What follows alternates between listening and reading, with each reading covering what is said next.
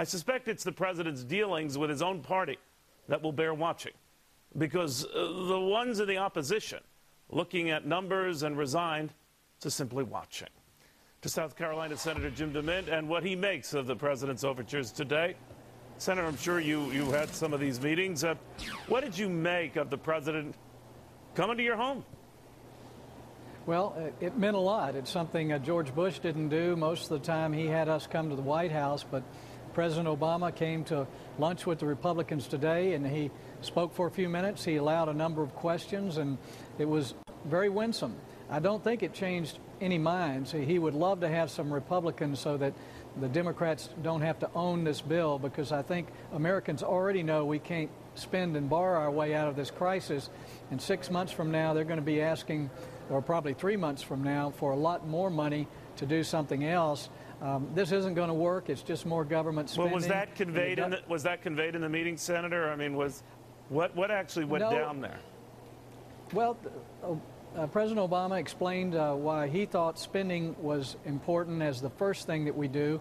A number of Republicans mentioned that until we fix the credit problem, no amount of government spending is going to do anything.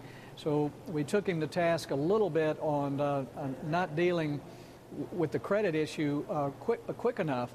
But for the most part, Republicans were courteous, asked a couple of questions, but we didn't really take him to task on his plan and all the things that are in it. I think if we'd read a list of those things, it would have made it a very tense meeting.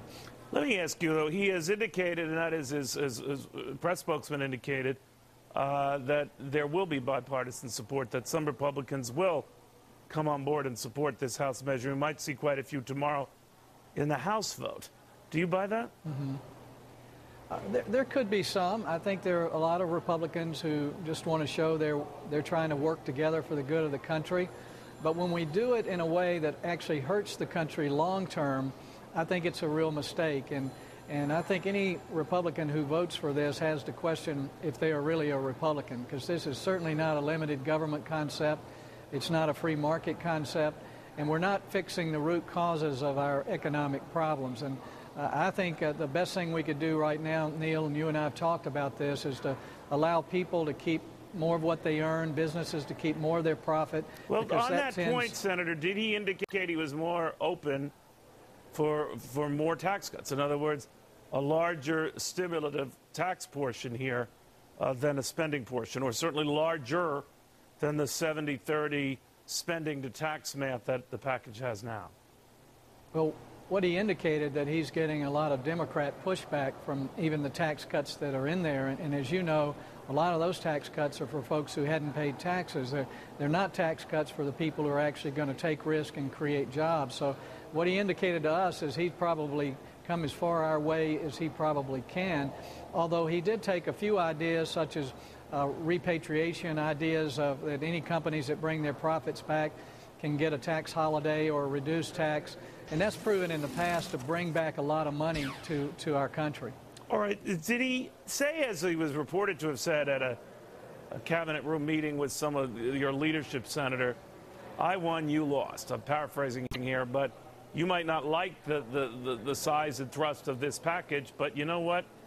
The American people liked me a lot more than they like your guy, end of story. Well, he didn't say that today. He was much more conciliatory and trying to be very winsome. I think if he had said that today, it would have pretty much ended the civility. But he handled it real well, and I can't take that away from him. He's trying to change our minds. We're trying to change his. That's the way the process should work. But we're at polar opposite ends of this debate. We know as free market conservatives that the only way to get the economy back is to create some certainty and stability. And as long as the government is intervening in very arbitrary ways, it creates more uncertainty. And that's really what's happening right now, is businesses don't know what to expect from their government. All right, Senator, always a pleasure, sir. Thank you for stopping by. Thank you, Neil.